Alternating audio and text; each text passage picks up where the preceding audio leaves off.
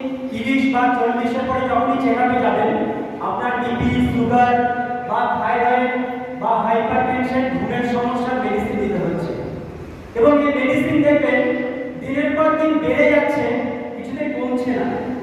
তো আমি এই মঞ্চে দাঁড়িয়ে আপনাদের সাথে দু একটি টিপস তুলে ধরছি এবং দেখবেন এই দু একটি টিপস আপনারা যদি পালন করতে পারেন মাত্র 7 দিন 8 দিনের মধ্যেই আপনাদের মধ্যে বিরাট একটা পরিবর্তন আসবে। প্রথমত, আমরা যে খাদ্য খাবারগুলো খাই, যাই খান না কেন, সেই খাদ্য খাবারের মধ্যে খাদ্য খাবারটা ঠিক রাখুন, শুধু টাইমটাকে কমিয়ে আনুন। এখানে টাইম হচ্ছে আমাদের মেডিসিন। ধরুন সকাল 8টা থেকে যদি খাবার শুরু করেন, আপনি রাত্রি 8টার আগে খাওয়া দাওয়া শেষ করে দিন। কারণ রাত্রিবেলা যদি আপনি 10টার সময় খাবার খান, তাহলে আপনি যখন ঘুমোতে যাচ্ছেন, ঘুমোতে যাওয়া মানেই হচ্ছে আপনার শরীর রিপেয়ারিং হচ্ছে, সেই জায়গাটায় আপনার শরীরে কিন্তু খাদ্যটাকে হজম করার দিকে বেশি মনোনিবেশ করছে, অর্থাৎ রিপেয়ারিং হচ্ছে না। খুব ভালো করে বোঝার চেষ্টা করুন। আমরা যদি রাত্রি 8টার আগে খাওয়া দাওয়া শেষ করতে পারি বা সূর্য অস্ত চলে গেল তারপরে খাওয়া দাওয়া শেষ করতে পারি, তাহলে কিন্তু অনেক মেডিসিন আপনার ওখানে হাফ হয়ে যাবে। দ্বিতীয়ত আসি খাদ্য তালিকায় কি কি নেওয়া প্রয়োজন।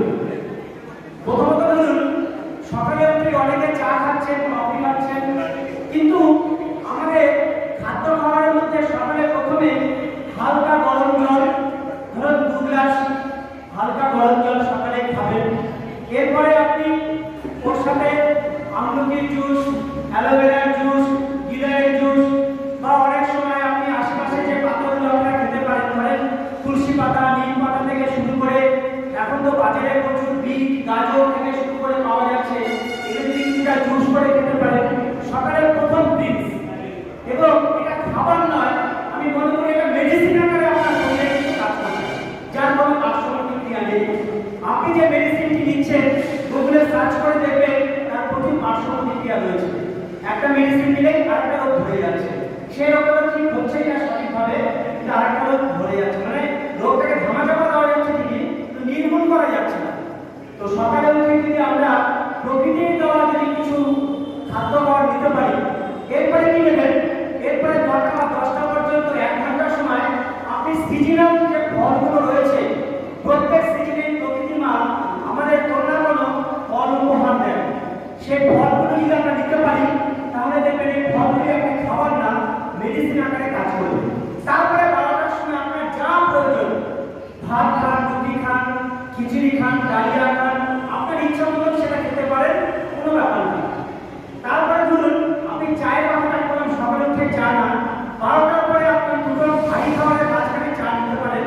চা হতে হবে আপনার হার্বাল টি বা গ্রিন টি বা লেমন টি, এইভাবে দিবেন। কিন্তু দুধযুক্ত চা বা চিনিযুক্ত চা ক্ষতিকর। চিনির বদলে কি দিবেন, দুধ দিতে পারেন, মধু দিতে পারেন, যেটা কমন সল্ট আমরা বলি। এই কমন সল্টের বদলে আপনারা পাথরের যে লবণটা পাওয়া যায়, কালো লবণ বা সন্দক লবণ, সেটা নিতে পারেন। ময়দার বদলে আটা নিতে পারেন, এটাও আমরা ভালো থাকতে পারি। তারপরে ধরুন খাদ্য তালিকায় আপনি যদি কিছুটা মিলেট জাতীয় খাবার আপনি অ্যাড করে থাকেন, তাহলে কিন্তু আরো ভালো থাকবে। জোয়ার, বাজরা, রাগি থেকে শুরু করে কাউদের চাল, সামা চাল, এইভাবে খাদ্য তালিকায় কিছুটা পরিবর্তন নিয়ে আসুন। এবং আরেকটি কথা খুব ভালোভাবে বলতে চাই, আমাদের একটা বর্ষার পরে শরীর এনার্জি কমে যেতে থাকে।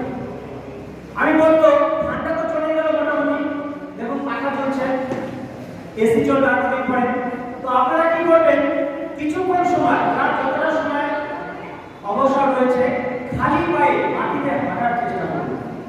এবং এই হাঁটাটি যদি পেছনে হাঁটতে পারেন 100 পা, তাহলে আপনার মেমোরি পাওয়ার স্ট্রং থাকবে, আপনার কোমরে ব্যথা হবে না, আপনার হাঁটু ব্যথা হবে না, আপনার হার্টের সমস্যা ধীরে ধীরে যাদের রয়েছে তাদের কমতে শুরু করবে, যাদের নেই তাদের হবে না। তো পেছনে 100 পা হাঁটুন।